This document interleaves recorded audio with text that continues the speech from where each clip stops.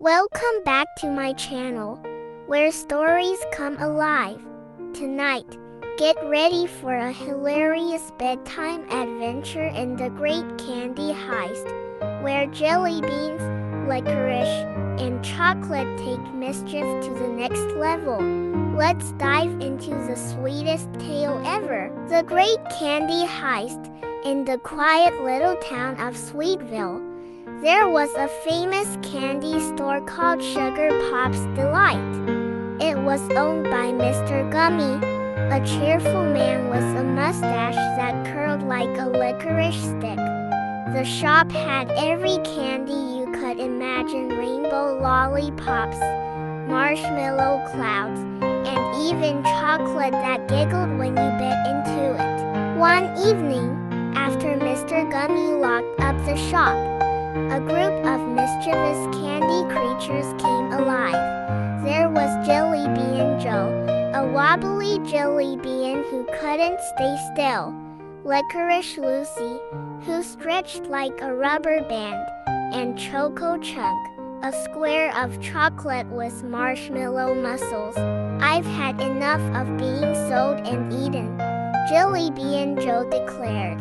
"Let's have our own candy feast." The candy gang started bouncing and rolling around the shop, creating a sticky mess.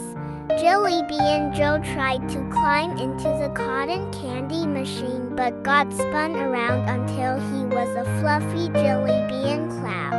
"I feel fabulous," he said, spinning around dramatically. Meanwhile, Licorice Lucy tied herself into a pretzel shape to sneak into the jelly jar.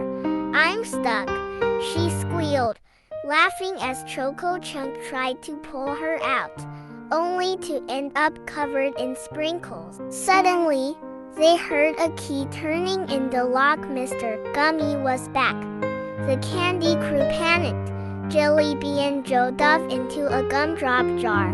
Lucy untangled herself and hid under the caramel fountain, and Choco Chunk froze like a chocolate statue when Mr. Gummy stepped inside.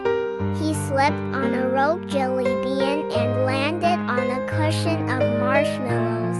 "Who's been messing with my candy?" he asked, looking around suspiciously. He didn't notice Jelly Bean Joe's giggles coming from the jar or Licorice Lucy's licorice tail sticking out from under the counter.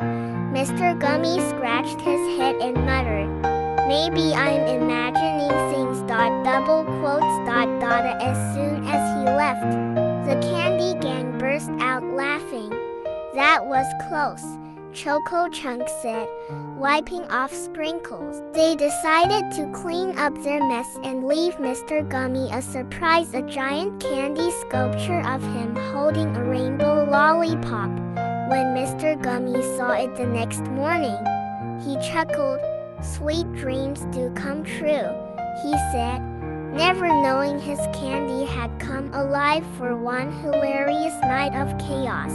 And from that day on, Jelly Bean Joe and the gang had nightly adventures, always careful to clean up before dawn.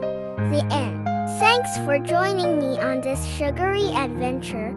If you have a fun or silly idea for my next bedtime story, let me know in the comments.